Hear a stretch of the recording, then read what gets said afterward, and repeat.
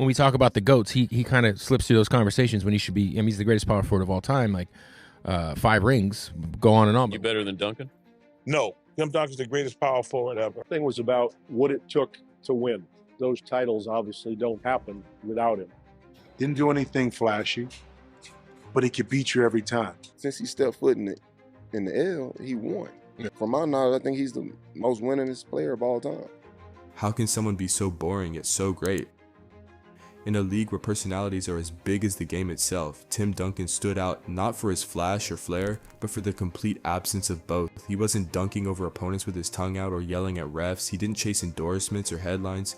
Yet by the time he walked off the court for the last time, Tim Duncan had cemented himself as one of the most decorated and respected players in NBA history. How did he do it? How did he defy the rules of stardom and leave a legacy so undeniable? Let's dive into the story of a man who proved you don't need to shout to be heard.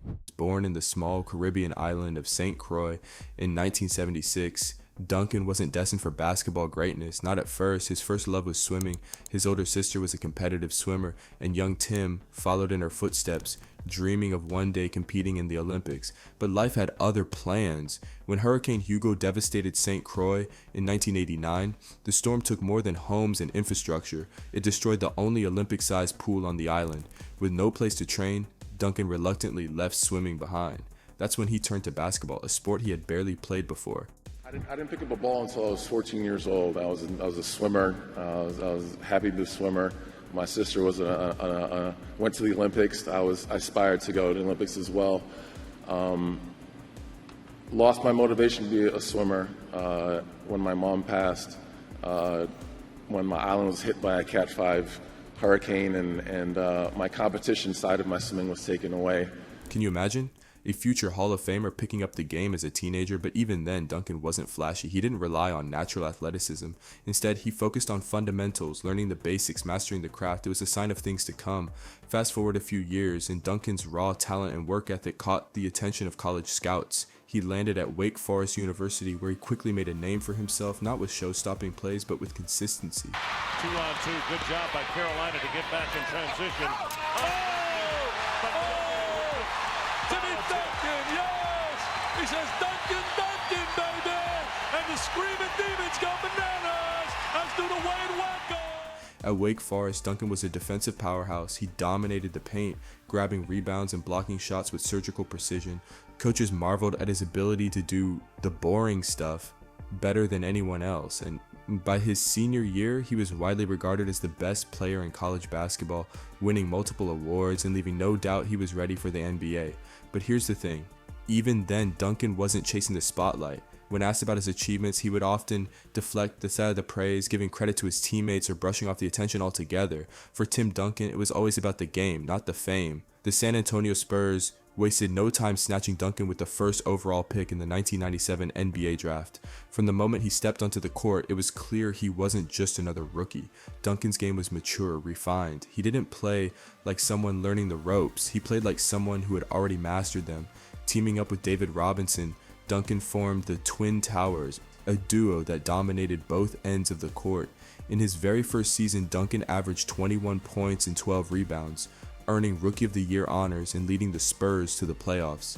Yet while other rising stars like Kobe Bryant were stealing headlines with high-flying dunks and buzzer beaters, Duncan quietly went about his business. His style was simple, no wasted motion, no unnecessary flash, and while it wasn't flashy, it was brutally effective. By 1999, just 2 years into his career, Duncan had already delivered the Spurs their first NBA championship. Over the next decade, he would lead San Antonio to 4 more titles, becoming the cornerstone of one of the most successful dynasties in sports history. But here's what made Duncan unique. He did it all without ego. In an era when superstars were defined by their personalities, think Allen Iverson or Shaquille O'Neal's larger-than-life charisma, Duncan's humility stood in stark contrast. There's one game that perfectly sums up Duncan's brilliance. In the 2003 NBA Finals, Duncan delivered a near quadruple-double, 21 points, 20 rebounds, 10 assists, and 8 blocks in the decisive Game 6. He's a guy to like guard Duncan a lot. You know what I'm saying? But what was the hardest part about competing against Tim Duncan in those high-intensity series and games? And with Tim, he was a player who play off angles. He figured out a way to get a basket or a rebound. And it's not like a loud 30 points. Right? But that's just how he played. He played silently, and got his job done. It was a performance for the ages, yet Duncan barely celebrated. For him, it wasn't about the stats or the accolades. It was about winning. Greatness in the NBA is often tied to individualism. Superstars demand max contracts, call for trades, and build their brands. Duncan, he did the opposite. Throughout his 19-year career, Duncan stayed with one team, the San Antonio Spurs. He even took pay cuts to ensure the team could afford other key players. This wasn't just rare, it was almost unheard of. But for Duncan, winning was more important than money or personal glory. His teammates often described him as the ultimate leader, not because he yelled or gave motivational speeches, but because he led by example. When the best player on the team is also the hardest worker, everyone else has to fall in line.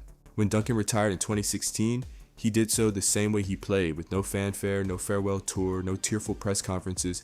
He simply walked away, leaving behind a legacy of 5 championships, 2 MVPs, and countless unforgettable moments. But even after leaving the court, Duncan's influence didn't fade. He joined the Spurs as an assistant coach, mentoring younger players and passing down the lessons that defined his career: consistency, humility, and teamwork. In a world that often values style over substance, Duncan's legacy is a reminder that greatness comes in many forms. So how can someone so boring become one of the greatest players in NBA history?